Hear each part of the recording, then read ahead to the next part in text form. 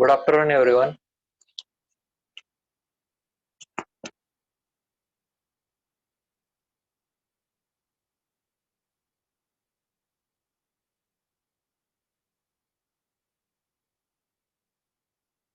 Good afternoon, everyone. Please join fast so that we can start the lecture.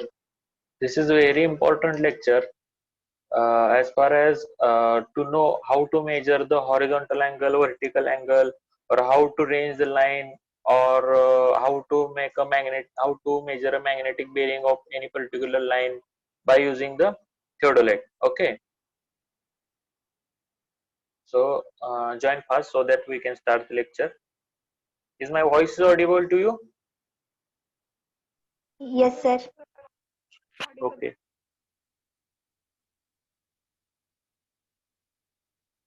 We will repeat the procedure of measuring horizontal angle today, which is conventional method, and after that we will discuss two methods of measuring horizontal angle, that is by repetition method and reiteration method. Okay, these are the two methods of measuring the horizontal angle. We will discuss it thoroughly, and I will explain the table, how the readings are taken and how they are put up in the table, and how the average is taken for measuring the. Okay, for we set up instrument, uh, uh, that is okay. This is important. There are two reading. One is two readings, that is two instrumental errors. Okay, we have to put the reading by these two instances. The instrumental error rate. So we will take two reading. Okay. We will wait 3 minutes again so that student will join. Okay.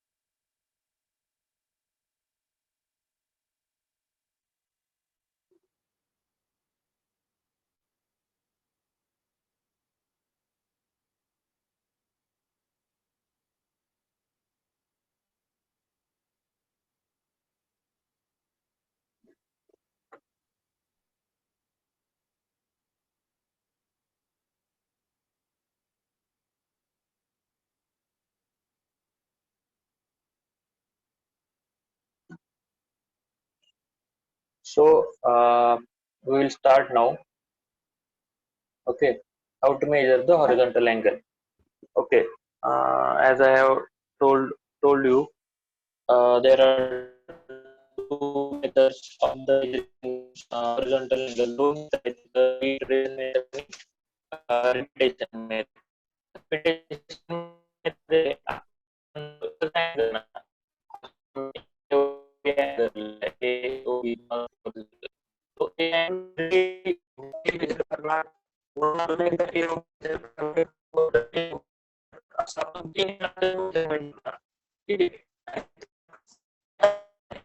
Okay, किंवा समजा major केलंय, समजा angle A certificate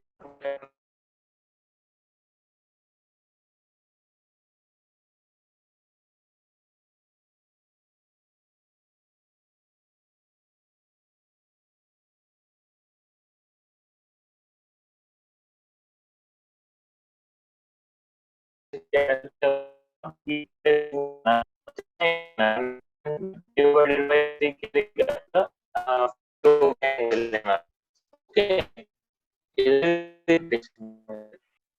Okay, सांगतो मी तुम्हाला नंतर.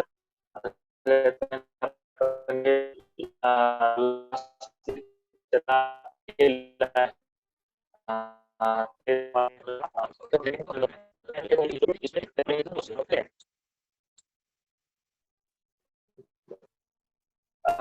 Is my voice not clear or small?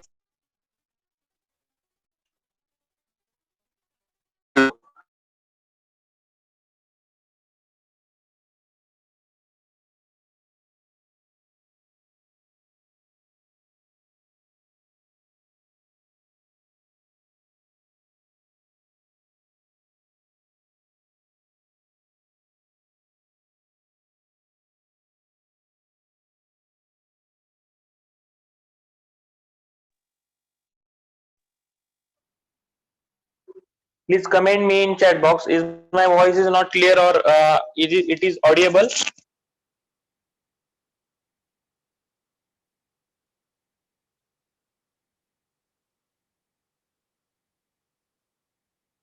Yogesh Gaikwad, Swapnil Kolhe, Rajdeep Patil, Shraddha Gore, Omkar Gosavi. Is my voice is audible? Yes, sir. Someone is saying that voice is not clear, it is breaking.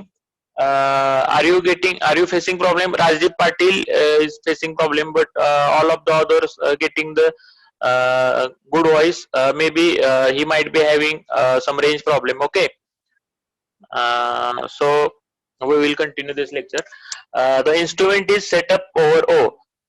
So आपण हे instrument इथं ओ च्या इथं set करणार. ठीक आहे. सेट केल्यानंतरची आपली ठरलेली procedure, we will make total temporary adjustment on this location O. Okay, what is come in temporary adjustment? I will repeat. Tripod ने ट्रायपॉड स्टँड फिक्स करायचा, त्याच्यावर इन्स्ट्रुमेंट फिक्स करायचं. इन्स्ट्रुमेंट फिक्स केल्यानंतर रफ लेवलिंग करायची tripod स्टँडनी. ठीक आहे. म्हणजे tripod stand inward outward किंवा क्लॉकवाईज अँटी क्लॉकवाईज मूव्ह करून रफली त्याची लेवलिंग करायची. त्याच्यानंतर इन्स्ट्रुमेंट फिक्स केल्यानंतर विंग नटने आपण इन्स्ट्रुमेंट ट्रायपॉड स्टँडवर फिक्स करतो. तर इन्स्ट्रुमेंट फिक्स केल्यानंतर आपण काय करणार, by using the foot screw we will make the precise levelling of the instrument. Okay. मग लेवलिंग झाल्यानंतर आपण काय करणार, इन्स्ट्रुमेंट जे आहे ते 0-0 म्हणजे हॉरिझॉन्टल जे सर्कल आहे ते 0-0 आणि ए 0 आणि बी 180 डिग्रीला फिक्स करणार. त्याच्यानंतर आपण जे ऑब्जेक्ट आहे तो बायसेक्ट करणार. ठीक आहे. या सगळ्या टेम्पररी ऍडजस्टमेंट आपण ओ ला करणार. ठीक आहे. Then it is centred levelled perfectly according to the procedure described for the temporary adjustment. Okay, suppose the instrument was initially in the face left position. तर मी तुम्हाला काय सांगितलं, नेहमी आपण रिडिंग घेताना दोन फेसचे रिडिंग घेतो, एक फेस लेफ्ट आणि दुसरं फेस राईट. ओके. हे कशासाठी, तर इन्स्ट्रुमेंट मध्ये एरर असतो, त्यासाठी आपल्याला एकदा फेस लेफ्ट आणि एकदा फेस राईटने रिडिंग घ्यायला लागतात आणि त्याची एव्हरेज काढली की आपला एरर मूव्ह होतो. मी तुम्हाला अजून एकदा इथं व्हिडिओ मध्ये दाखवतो फेस लेफ्ट आणि फेस राईट. मी आधी पण तुम्हाला सांगितले, तरी पण I will show you what is face left and face right. आता हे इन्स्ट्रुमेंट आहे. ओके. याच्यातलं हे जे व्हर्टिकल सर्कल आहे हे माझ्या लेफ्ट साइडला आहे. आता it is on my left side, so it is called as a face left position. Okay. आणि हेच जर सर्कल, व्हर्टिकल सर्कल जर राईट साइडला असतं, if it is on the right side then it is called as a face right position. आपल्याला अशा दोन position ने रिडिंग घ्यायचं असते. तर फेस लेफ्टचं फेस राईट कसं करणार, we will transit this telescope.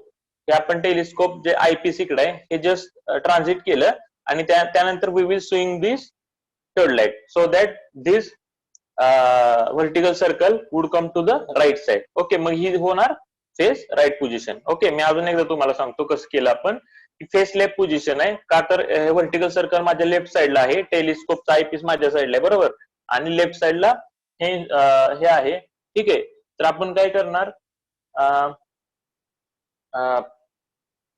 Telescope आधी ट्रान्झिट करणार. म्हणजे मी टेलिस्कोप आधी 180 डिग्री मध्ये ट्रान्झिट केलं, त्यानंतर इन्स्ट्रुमेंट स्विंग करणार 90 डिग्री. हे बाय डिफॉल्ट आपलं गेलं राईट साइडला, then it is called as a face right position.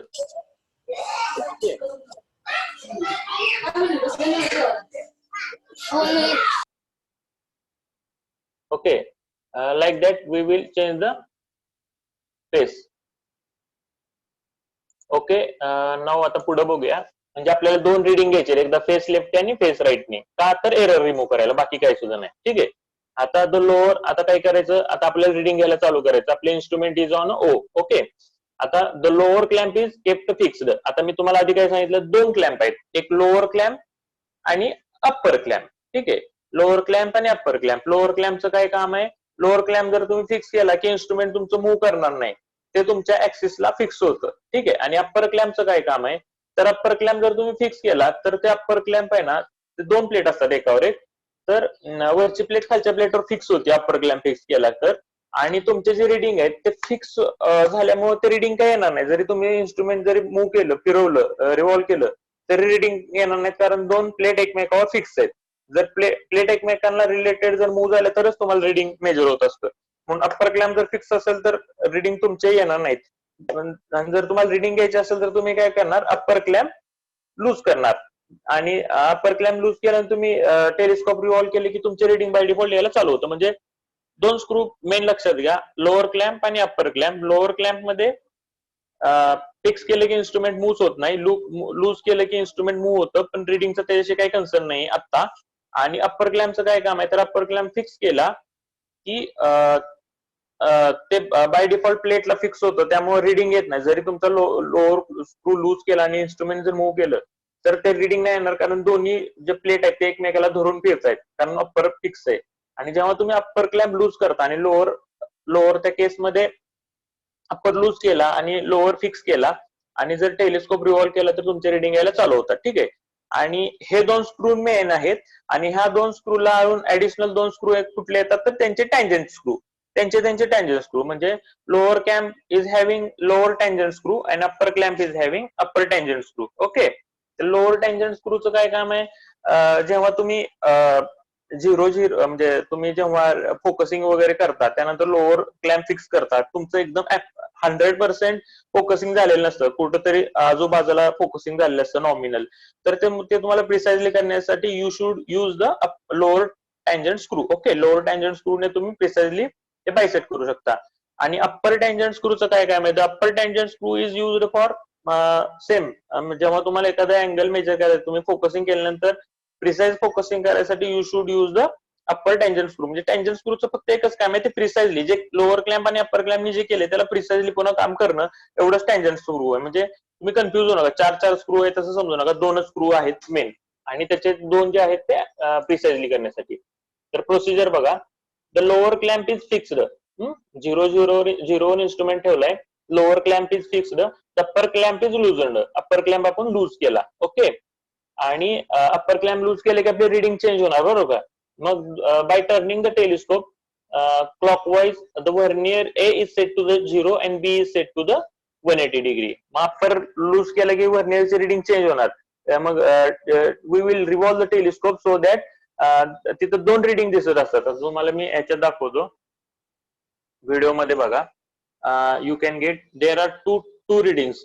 इथे एक आहे, इथून आपण एक रिडिंग घेतो आणि इथून पण रिडिंग घेतो, हे 2 आहेत, हे इथं एक आणि इथे एक, इथून 2 ठिकाणी येऊन रिडिंग घेतो. हे व्हर्नियर ए आहे आणि व्हर्नियर बी आहे. इथं जर आपल्याला 0 दिसत असेल तर हे त्याच्या अपोजिट साईडला इथं काय दिसणार, 180 डिग्री. ठीक आहे, म्हणजे 2 व्हर्नियरचे आपण रिडिंग घेत असतो. ठीक आहे, हे एकीकडचं घेतलं तरी चालतं, पण इन्स्ट्रुमेंटच्या ह्याच्यात पुन्हा एरर असतो, म्हणून आपण दोन्ही साईडचे we will take the reading on both face.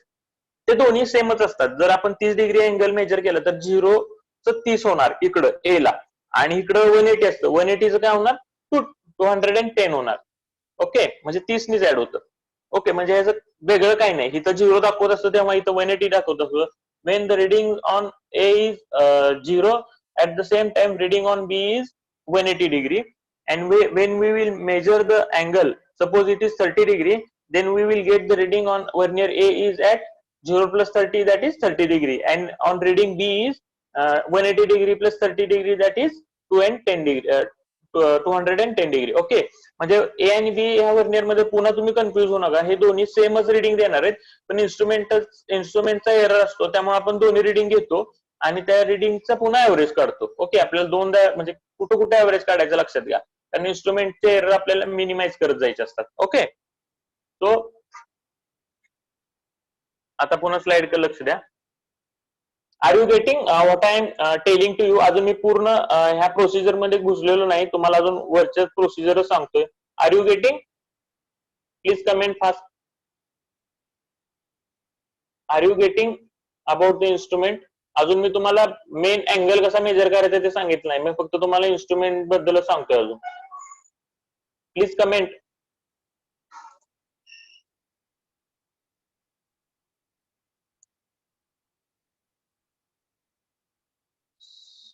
Snehal Patil, okay.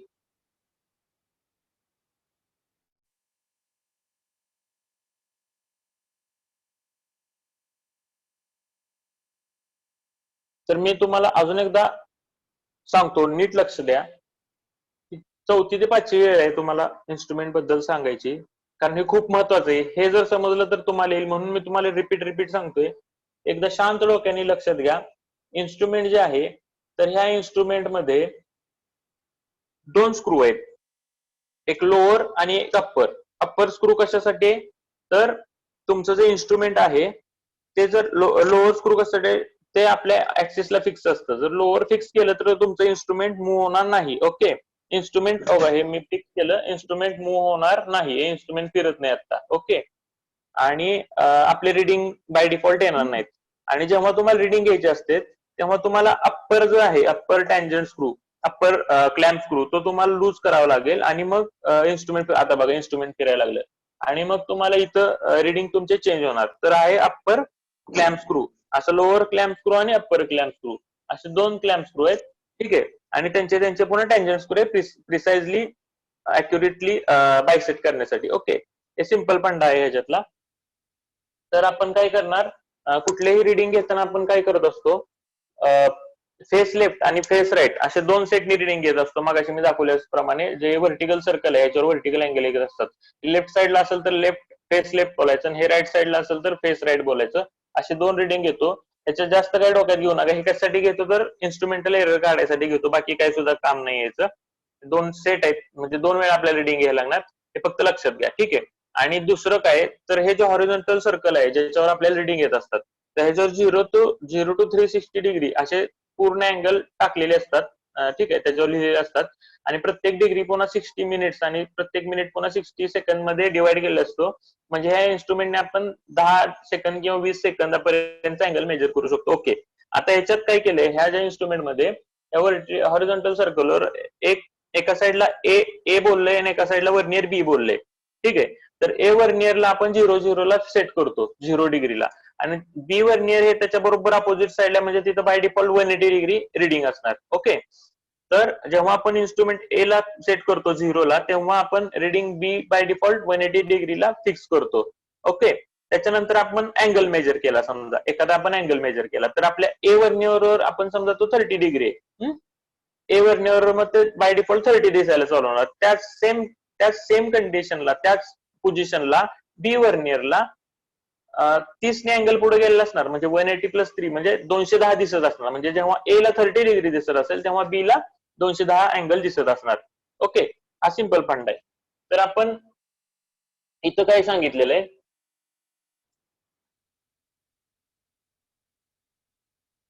इथं काय सांगितलेलं आहे, आता इथं प्रोसिजर सांगितलं. The lower clamp is fixed. आपण सगळ्यात पहिल्यांदा लोअर क्लॅम्प फिक्स करणार, अप्पर क्लॅम्प लूज करून वर्नियर ए हा 0 ला आणि वर्नियर बी हा 180 डिग्रीला फिक्स करणार, तर तुम्हाला दाखवल्याप्रमाणे. The upper clamp is then tightened. एकदा आपलं वर्नियर ए 0 ला आणि वर्नियर बी 180 डिग्रीला फिक्स झालं ना, की अप्पर क्लॅम्प आपण फिक्स करायचा आहे. त्यानंतर आपल्याला नंतर इन्स्ट्रुमेंट मूव्ह करून आपल्याला ए ला बायसेक्ट करायचं आहे. Okay, we have to bisect this point A, so we will fix the upper clamp screw. Okay, त्यानंतर काय करायचंय,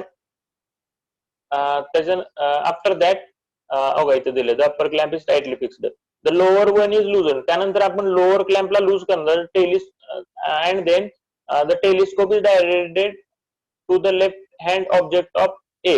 म्हणजे ए ऑब्जेक्टला आपण बायसेट केलं, म्हणजे लोअर क्लॅम्प स्क्रू लूज केला आणि ए ला आपण बायसेट केलं. जेव्हा आपण लोअर क्लॅम्प लूज करून अप्पर फिक्स ठेवून जेव्हा आपण ए ला बायसेट करतो, तेव्हा जे आपण वर्नियर 0 आणि 180 ला फिक्स केले, that would not get change. Okay, after that the ranging rod at A is bisected approximately by properly focusing the telescope and eliminating the बॅकलाइट.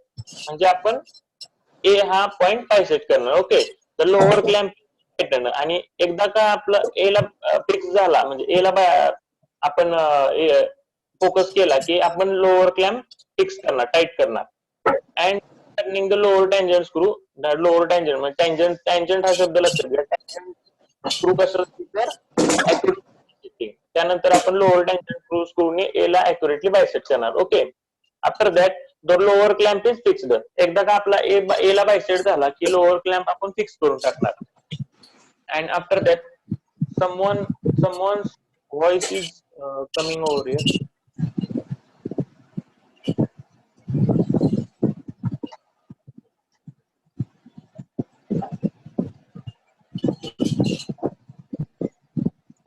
Is this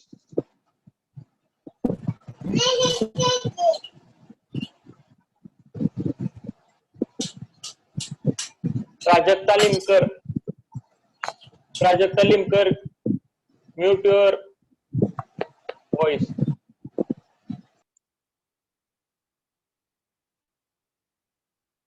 okay.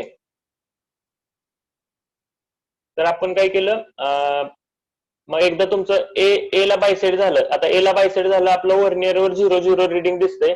त्याच्यानंतर आपल्याला जस्ट टेलिस्कोप मूव्ह करायचा, बी ला बायसेट करायचं आणि आपल्याला reading घ्यायचं. तर त्यासाठी काय केलं, तर lower clamp is fixed, the upper clamp is loosened and the telescope is turn clockwise to approximately bisect the ranging rod at B by properly focusing the telescope. Okay. म्हणजे आपण अप्पर क्लॅम्प लूज करून A to B telescope move केला. Okay. The upper clamp is tighten, त्याच्यानंतर upper clamp tight केलं आणि by turning the upper tangent स्क्रूने पुन्हा B ला परफेक्टली बायसेट केलं. Okay. Now the readings on the vernier A and B are noted. मग आता आपण काय केलं, ए आणि बी वर काय दिसतायत रिडिंग ते चेक केले. सपोज ए ला 30 डिग्री दिसतोय आणि बी ला काय दिसतंय 210 डिग्री दिसतोय. The reading on vernier A and B are measured. Vernier A gives angle directly. मी काय बोललो तुम्हाला, 0 होता म्हणून जो अँगल आहे ए वरचा तो डायरेक्टली मिळणार. But in case of vernier be the angle is obtained by subtracting the, म्हणजे जो अँगल तुम्हाला दिसतोय त्याच्यातून आधी 180 डिग्री होता, म्हणजे जो आता दिसतोय 210 दिसतोय, तर 210 मधून 180 डिग्री मायनस केले की तुम्हाला जो अँगल मिळेल तो तुम्हाला अँगल मिळणार डायरेक्ट. ठीक आहे. असं वर्नियर बी चा. The face of the instrument is change. मग नंतर मी आधी सांगितल्याप्रमाणे इन्स्ट्रुमेंट एकदा लेफ्ट फेस होता, त्यानंतर राईट फेसला घेऊन we will follow the same procedure and we will get the other verniers reading. Okay. And we will note down in the table. The mean of the observation, that is face left and face right, is the actual angle AOB. ठीक आहे. याचा आपल्याला मीन घ्यायचा आहे. The two observations are taken to eliminate the possible error due to the imperfect adjustment of the instrument. इन्स्ट्रुमेंटचे जे imperfect adjustment आहे ते remove करायसाठी आपल्याला दोन्ही फेसने रिडिंग घ्यायला लागतात. The two methods are measuring the horizontal. ह्या 2 मेथड आहेत ते मी तुम्हाला सांगतोय पुढे. ओके. आता बघा, I have return this in a tabular form. हा टेबल तुम्हाला नीट दिसत नसेल तर जरा झूम करून बघा. ओके. सगळ्यात पहिल्यांदा कर्सर तुम्हाला दिसतं, आपल्याला हा अँगल AOB मेजर करायचा आहे. आपण टेबल बनवला, स्टेशन पॉइंट आहे, हे ऑब्जेक्ट ए आणि बी, म्हणजे हा ए आणि हा बी. ठीक आहे. इथं ऑब्जेक्ट आला. हा अँगल कोणता मेजर करायचा आहे, दॅट इज अँगल AOB, तो लिहिला. ऑब्झर्वेशन कुठले, एकदा फेस लेफ्ट आणि एकदा फेस राईट. ओके. एकदा फेस लेफ्ट आणि एकदा फेस राईट. मी तुम्हाला आधी सांगितल्याप्रमाणे आपल्याला पुन्हा ऍव्हरेज काढायचं. ओके. इथं काय रिडिंग ऑन वर्नियर, हे काय सिंपल, वर्नियर ए आणि बी, म्हणजे वर्नियर आणि ए आणि बी वेगळे काही नाहीत, फक्त ते सर्कलच्या 2 अपोजिट साईडचे रिडिंग आहेत. ते आपल्याला एरर घालवण्यासाठी दोन्ही फेसचे घ्यायचे. म्हणजे हे पण काही वेगळं नाही. हे आधी तुम्हाला झिरोला फिक्स केलता ए आणि बी 180 ला फिक्स केलता, आणि जेव्हा आपण AOB मेजर केला तेव्हा आपल्याला ए वर काय दिसला 30 डिग्री आणि बी वर काय दिसला 210 डिग्री. हे IS आहे. ठीक आहे. हे तर समजलं तुम्हाला. आणि हे झाल्यानंतर मग अँगल, आता हे रिडिंग होतं, म्हणजे हे आपल्याला दिसलेलं म्हणजे रिडिंग. ओके. आणि हे आता angle on the vernier. Angle म्हणजे काय अँगल आला बाबा तिथं, तर ए वर्नियरला काय अँगल आला, हा 30 degree 20 minute 20 second minus 0 degree, म्हणजे 30 डिग्री 20 मिनिट 20. आणि ह्या दोघांची जी डिफरन्स आहे म्हणजे हा, म्हणजे इथं रिडिंग होतं, ह्या दोघांचं सबस्ट्रॅक्शन म्हणजे हा अँगल आला, आणि ह्या दोघांचं सबस्ट्रॅक्शन म्हणजे हा अँगल आला. ओके. म्हणजे अँगल ऑन वर्नियर ए हा आला आणि अँगल ऑन वर्नियर बी हा आला. ठीक आहे. ह्या दोघांचं पुन्हा आपण ऍव्हरेज घेतला. Mean of the mean angle of the vernier, म्हणजे हे वर्नियर ए आणि बी ह्याची मीन हा अँगल आला. ओके. असं सेम प्रोसिजर झाली फेस राईटला. ओके. हे आलं, हा अँगल आला. ओके. आणि पुन्हा फेस लेफ्ट आणि फेस राईटचं पुन्हा आपल्याला ऍव्हरेज घ्यायचंय. ओके. फेस लेफ्ट आणि फेस राईटचं आपल्याला ऍव्हरेज घ्यायचंय. मग ते average of the face left and face right हा आला, म्हणजे हा आपला final angle 30 degree 20 minute and 30 second. Okay. Are you getting? आता दोन मेथड मी तुम्हाला सांगितल्याप्रमाणे, एक तर रिपिटेशन मेथड आणि एक रिइटरेशन मेथड. आता तुम्हाला डायग्राम दिसते. You can see the diagram on your screen. You have shown, you can see here first set, in first set there is reading from 0 to 30 degree.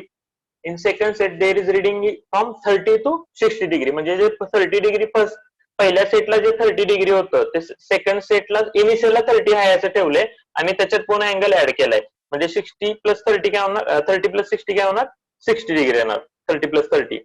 आणि जे सेकंड सेटचं शेवटचं reading आहे that is 60 degree, हे third सेटला initial म्हणून घेतलंय. मग ते 60 degree पुन्हा वरती आलं. ठीक आहे. आणि 60 degree plus 30 degree that is 90 degree. Okay. म्हणजे आपण एकच अँगल ऍड करत जातोय त्याच्यात आणि किती वेळा ऍड केलं त्याने डिवाइड केले की तुम्हाला रिडिंग येणार. हे पण एरर घालणं म्हणजे ही फक्त मेथड आहे अँगल मेजर करायची. ही कशासाठी, तर काही नाही, आपला एरर रिमूव्ह करायसाठी.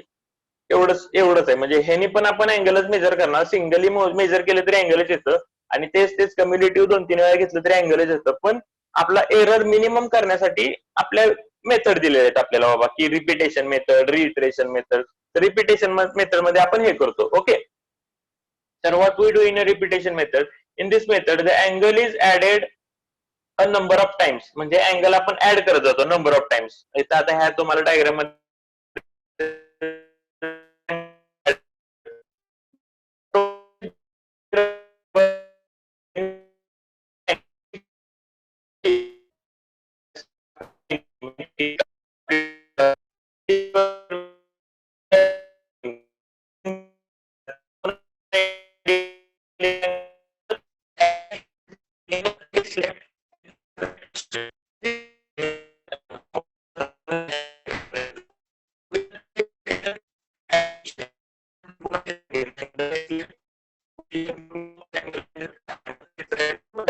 सर तुमचा आवाज नीट येत नाही.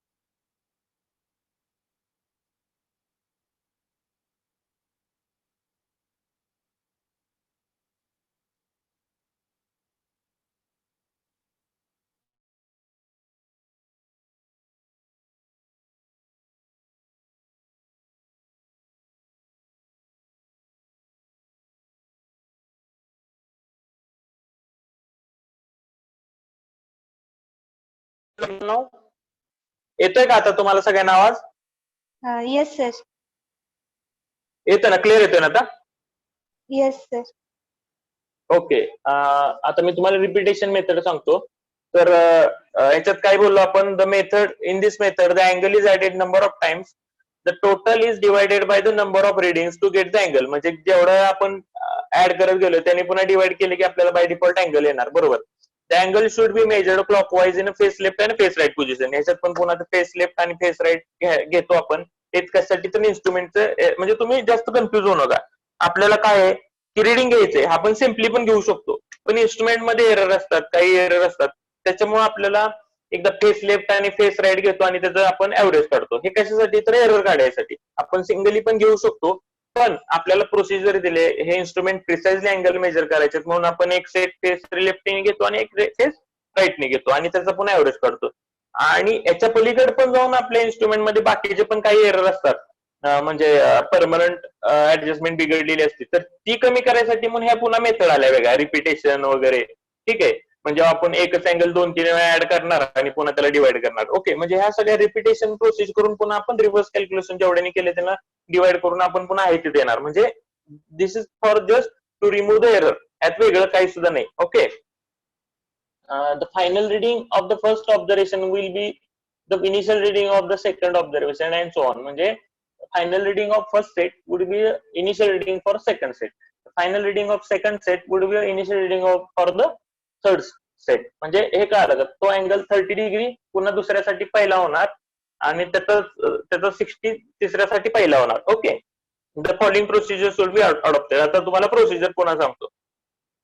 आता बघा, सपोज म्हणजे काही नाही, सिम्पलच प्रोसिजर आहे, तोच अँगल फक्त आपल्याला मेजर करायचा आहे, वेगळं काही नाही. नीट लक्ष द्या.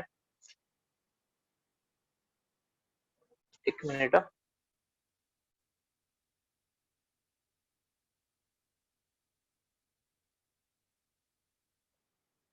मी तुम्हाला आधी समजून सांगतो, त्यानंतर इन्स्ट्रुमेंट दाखवून पण तुम्हाला दाखवतो की बाबा कसं करतात. जास्ती काय अवघड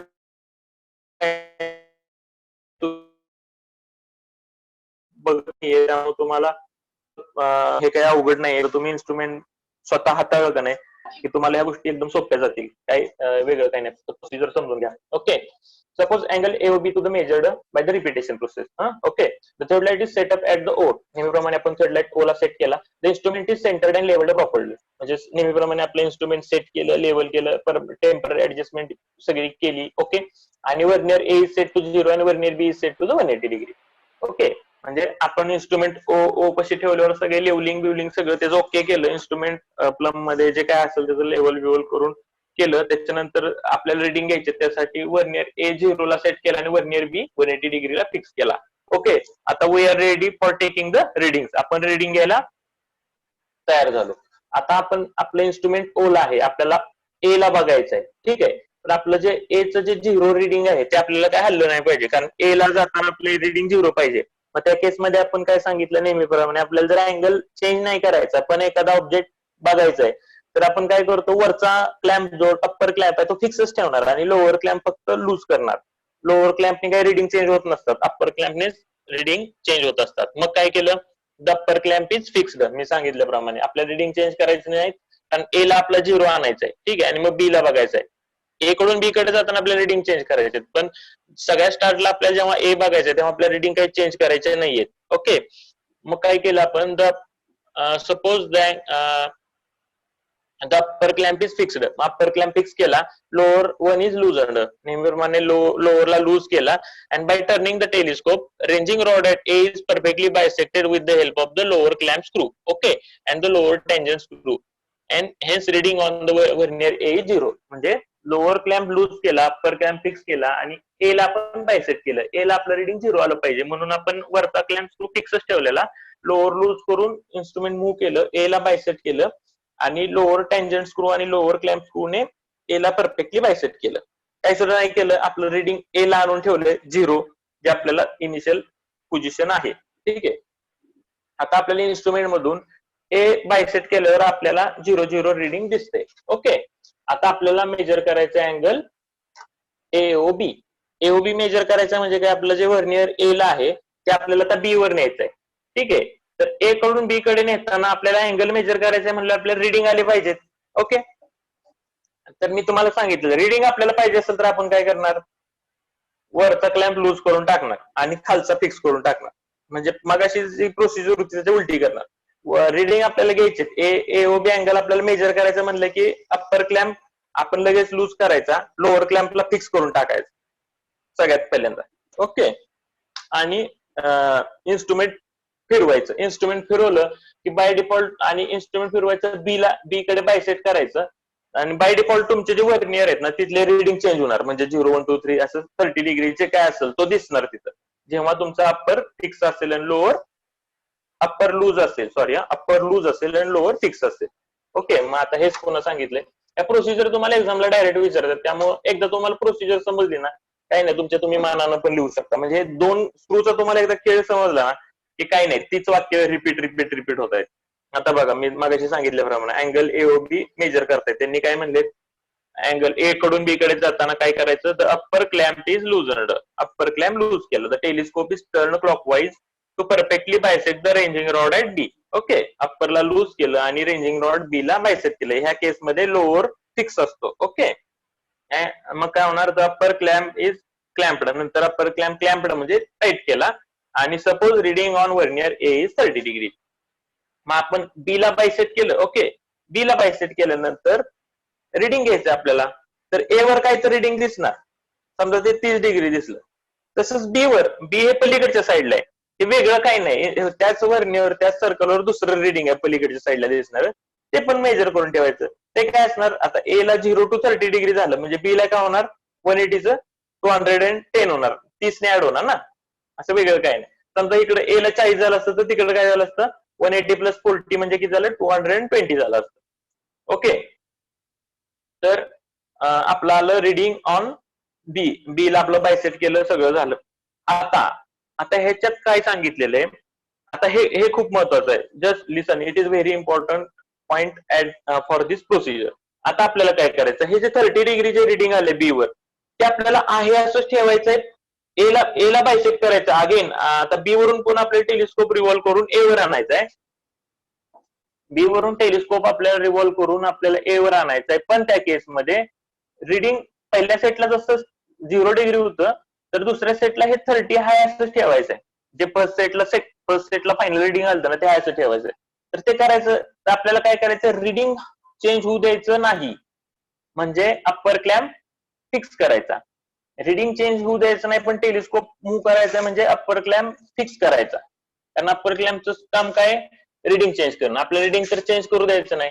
मग अप्पर क्लॅम्प इज फिक्स्ड, आणि लोअर क्लॅम्प जो आहे ना तो आपल्याला टेलिस्कोप तर रिव्हॉल्व करायचंय, म्हणून लोअर क्लॅम्पला लूज केलं. ओके, म्हणजे अप्पर क्लॅम्प आता दुसऱ्या सेटच्या स्टार्टला आपल्याला 30 डिग्री आणायचंय, म्हणून अप्पर क्लॅम्प आपण फिक्स केला, म्हणजे 30 डिग्री हे रिडिंग आपण फिक्स केलं, आणि लोअर क्लॅम्प लूज केला, आणि टेलिस्कोप मूव्ह केला असा क्लॉकवाईज, आणि ए ला पुन्हा एकदा बायसेट केलं.